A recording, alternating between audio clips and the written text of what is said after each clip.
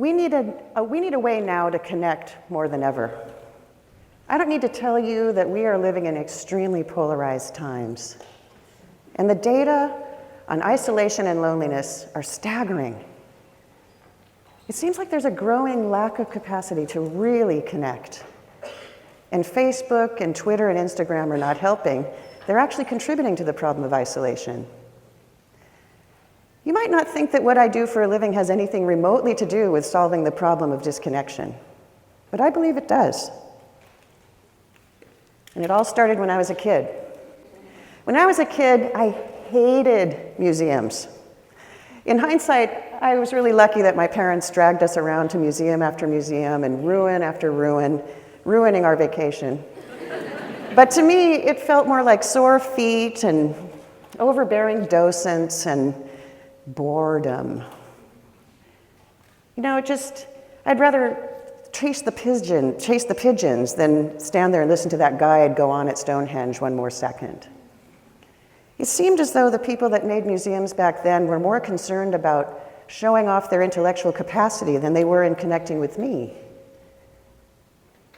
So it's an ironic universe that's placed me at the center of the museum industry. You see, I design interactive exhibits for museums, the immersive kind that connect visitors to history makers. And in designing those, I also offer opportunities for visitors to connect with one another and ultimately to themselves. And I believe we can apply these design methods to our lives to forge deeper connections outside the museum walls. My dislike for museums has made me a very sympathetic person towards the visitor. I have an intuitive sense of what will engage them. And for me, it's not really a job. It's actually an opportunity to connect people to one another and also to a greater story of their humanity. When I'm asked to do a museum project, I have a method where I ask myself some questions. First of all, what can I find that's emotional in the history that will connect the visitors viscerally as opposed to just appeal to their intellect? How can I find something universally human in the history that will shorten the distance between the visitor and the history maker? And how can I inspire empathy in the visitor for that history maker? And lastly, how can I offer opportunities for people to connect with one another and ultimately to themselves? But actually channeling my younger self, the real first question that I ask is, so what? Who cares? How am I going to make visitors care about this topic? What can I do to inspire their curiosity? To answer that question, we engage in very rigorous research to find what is human in the history. We use our intuition a lot because we want to appeal to your soul, not just your intellect. You know, a neuroscientist one time asked me, if a tiger is coming at you, baring its teeth and roaring its brains out at you, do you care how many teeth it has and what type? Or do you care more about whether it's going to eat you? You see, in museums, we're often presented with facts before we've been motivated emotionally. Consequently, I want you to feel the content, not just study it. Sound Lab at Experience Music Project, which is now called MoPop, was my very first experience in designing interactive experiences for museums. It's a gallery where people can get a taste of rock and roll musical instruments. And I really wanted people to connect via the medium of rock and roll music. And you'd think that the design intention behind Sound Lab was learn to be a rock star. But actually, it's to promote critical listening and collaboration. Two things that are essential to being a musician, but even more essential for making deeper connections to people in life. We created the easiest entree into making music with one another by recreating the most primal communal connection we know of from our ancestors, a drum circle around a fire in a cave. Now, this is a modern version of that, but visitors can jump in and jam with each other and with total strangers without hesitation. And because music is such an emotional medium, we used it to tell the story of the Great Seattle Fire at the Museum of History and Industry. We used an unexpected delivery mechanism of a Broadway musical, starring the artifacts, singing the parts, to make a visceral connection to the history. Kids sing The Fire by heart after a couple of viewings. And this musical predates Hamilton.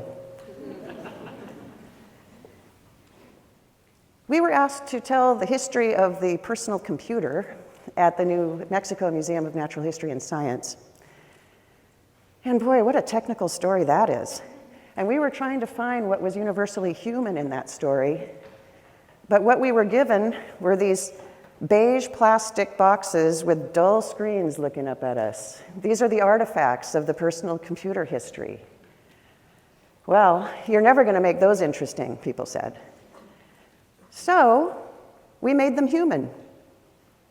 We inhabited the artifacts with the voices of the inventors. And in a multimedia extravaganza, we see IBM battling it out with its competitors in a Star Wars-like scene. These are the mega nerds of computer history, bragging about writing code and their superiority in designing computers. The Apple I has Steve Wozniak's voice, well, not his actual voice, but one that sounds bashful, kind of like he used to sound. The Dell computer has a Texas drawl. You know, and Microsoft is there too, as a software box on the sidelines, selling code to everyone. And Bill Gates' voice is a teenager's voice that is just breaking. You see, people can understand bragging, it's universal. But software code isn't. People can understand hubris, but not electrical engineering. But the visitor's curiosity is inspired by the intense characters of these inventors and their excitement about the topic. We also ask visitors to be empathetic. How do we do that? We put them directly in the shoes of the history makers themselves. When we're conducting research on the background of the history makers, we try to find what were their aspirations, what was the cultural context in which they were living, what is behind their decision making. And we can usually relate to it, because even though our material culture has evolved tremendously, our brains haven't changed that much when it comes to actually how we navigate life. In Seattle in the late 40s, there was a local version of the communist crusade, or anti-communist crusade, I should say. And it was led by Senator Canwell. Senator Canwell brought in people and interrogated them about their personal choices, about the friends they had, the books they read, the societies they belonged to. And if he deemed they were subversive, then they were condemned, tried in the press. In fact, quite a few University of Washington professors' careers were ruined by Senator Canwell's hearings. How do we get the visitor to experience that? We plunge them directly into the experience of fear, judgment, and condemnation. We took the transcripts from the Canwell hearings and converted them into an interactive where one visitor interrogates the other and, based upon answers to those personal questions, decides on a judgment and condemns them. We find that teenagers really like this because they love judging and condemning their family and their siblings and their friends. That they're connecting to one another and they're connecting to history, and they are feeling empathetic because they know what it's like to be interrogated and they know what it's like to interrogate.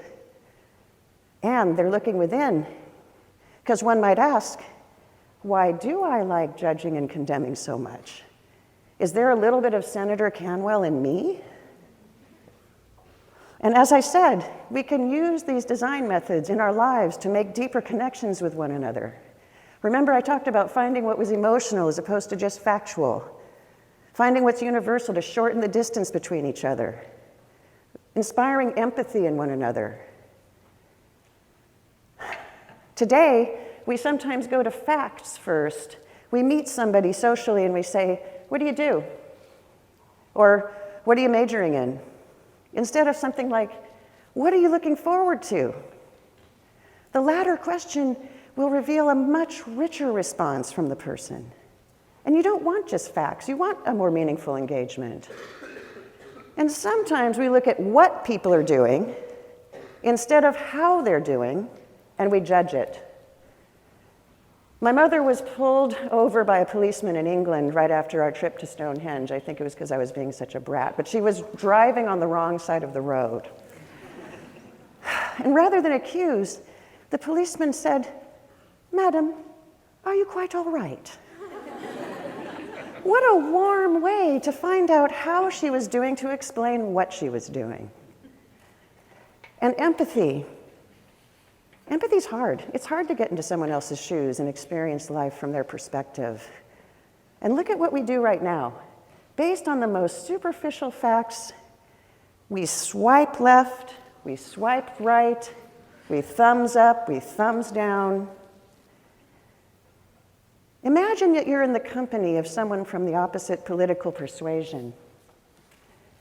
Can you imagine coming from your humanity instead of your position? Could you conduct an exhibit design project in your mind and pursue a deeper line of research into what the underlying motivation of the person is? What are their aspirations? Where are they coming from? Instead of engaging at the surface level of things you don't agree with? If you can do that, you'll find something that resonates emotionally with you because you're coming from your humanity first. And empathy means feeling the answer, not just hearing it. I got into this field quite by accident. When I was being dragged around museums being bored, I never dreamed I would start my own company designing interactives for museums. And when I did start the company, people said, "Do people need that?" And I answer a resounding yes. Because not only are we fostering deeper connections with history to make today make sense and to make better decisions for the future, but it reminds us that humanity is at the center of everything. And what's most important right now is to get underneath the superficial and make that deeper connection with one another. I believe if you assign these design methods to your life, you'll find a richer, more meaningful life, more meaningful connections with others, and you'll feel more unified with others. And you'll change the world, and you'll make it a much better place for the rest of us. Thank you.